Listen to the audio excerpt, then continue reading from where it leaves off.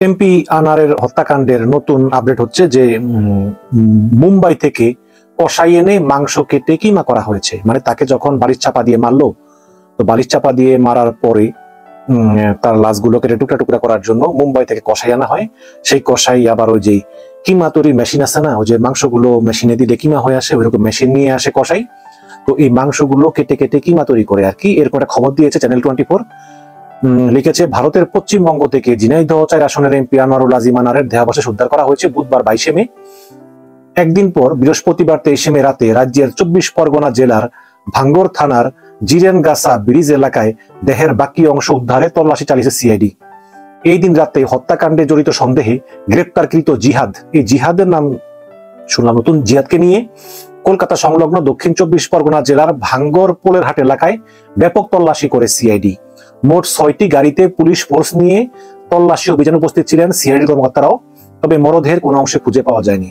এদিকে পুলিশ বলছে যে এই সন্দেহভাজন জিয়াদ হাওলাদার একজন বাংলাদেশি অনুপ্রবেশকারী, মানে তিনি ভারতে আছেন কিন্তু অবৈধভাবে আছেন আর কি।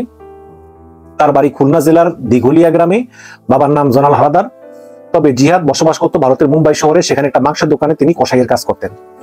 জানা গেছে যে পরিকল্পিত নৃশংস এই হত্যাকাণ্ডের মূল পরিকল্পনাকারী বাংলাদেশি বংশোদ্ভূত মার্কিন নাগরিক আখতারুজ্জামান কলকাতায় যাওয়ার 2 মাস আগেই জিহাদকে ডেকে আনা হয়।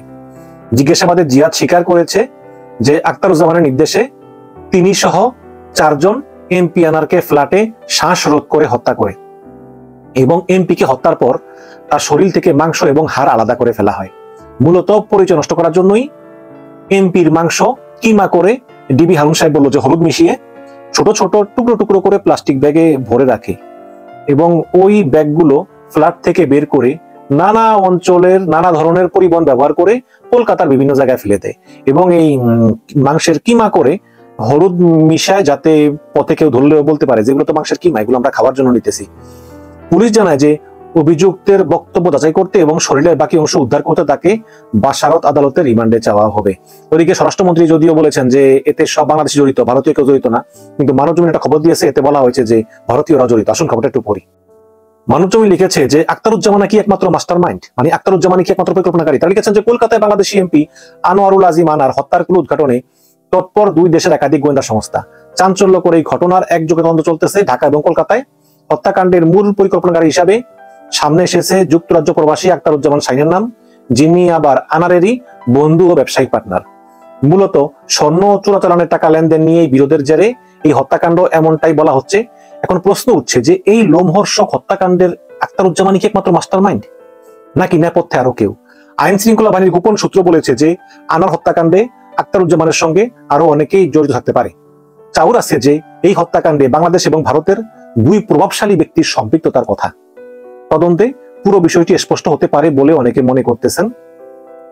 তো এই হচ্ছে কি অবস্থা। স্বরাষ্ট্রমন্ত্রী নিজেই বলেছেন যে এতে বাংলাদেশিরা জড়িত, ভারতের কেউ জড়িত না, কিন্তু এখন বলতেছে অন্য কথা যে ভারতের কেউ জড়িত। আমার মনে হয় যে হ্যাঁ, ভারতের কেউ জড়িত থাকতে পারে।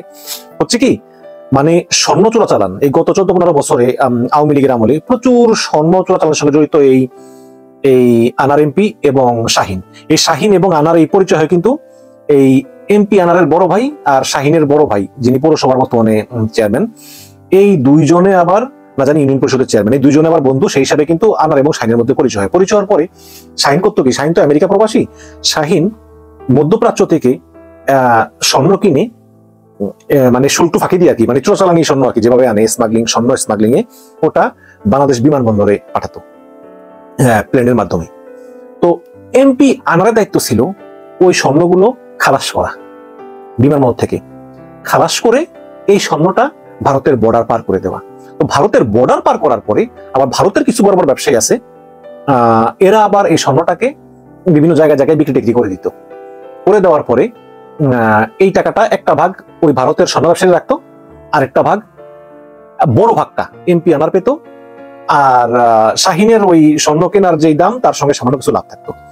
যেহেতু মূল কাজটাই করে এমপি আনার, যে বিমানবন্দর থেকে ছুটিয়ে আবার বর্ডার পার করে ভারতে পাঠানো, এই 2টা জিনিসের কারণে এমপি আনার বেশি টাকা নিত, সমস্যা নেই। কিন্তু রিসেন্টলি 200 কোটি টাকার স্বর্ণ শাহিন কিনে পাঠায় বাংলাদেশে। পাঠালে এমপি আনার করে কি, ওটা বিমানবন্দর থেকে খালাস করে ওটা কিন্তু আর বর্ডার পার করে ভারতে আর পাঠায় নাই, ওইটা উনি নিজেই বাংলাদেশের ভিতরে বিক্রি করে আত্মসাৎ করে দিয়েছেন। তো এই কারণে কিন্তু অনেক দিন ধরেই এদের ভিতরে বিরোধ চলতেছিল, কারণ 200 কোটি টাকা তো শাহিন বারে বারে বলতেছিল আনারকে যে টাকা দাও টাকা দাও টাকা দাও, আনার দিয়ে দিচ্ছি বলতেছে, কিন্তু পরে শাহিন চিন্তা করলো যে না, এই টাকা আর পাওয়া যাবে না। এখন শাহিন হয়তোবা ভারতের যে ব্যবসায়ীরা আছে মানে এটা তো সাপ্লাই চেইন চলে, তো যেমন ওই মানে দুবাই থেকে পাঠায়, সেখান থেকে আবার শাহিন পাঠায় দুবাই থেকে, আবার আনার আবার এটা বিমানবন্দর খালাস করে আবার বর্ডার পার করে সেখানে আবার কলকাতার ব্যবসায়ীরা আছে, তো সবার স্বার্থ জড়িত। এই স্বার্থটা মূলত শাহিনের কারণে বিঘ্ন ঘটে, কারণ শাহিনকে বিশ্বাস করতে পারতেছিল না। শাহিন যে মাঝে ছিল, এই শাহিনকে শাহিন না তো মানে এই আনারকে শাহিনার বিশ্বাস করতে পারতেছিল না, এমপি আনারকে শাহিনার বিশ্বাস করতে পারতেছিল না।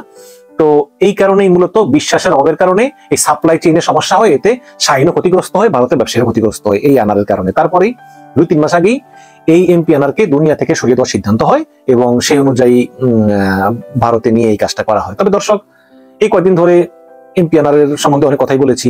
এমপি আনার লোক খারাপ ঠিক আছে, আল্লাহ পাক তার কি লেখা আছে জানি না, আমাদের হাদিসে আছে যে কোন লোক যদি এভাবে তার মৃত্যু হয় তাহলে সে বেহেশতে চলে যায়। আসলে আনার অনেক কষ্ট পেয়ে মারা গেছে, জানেন।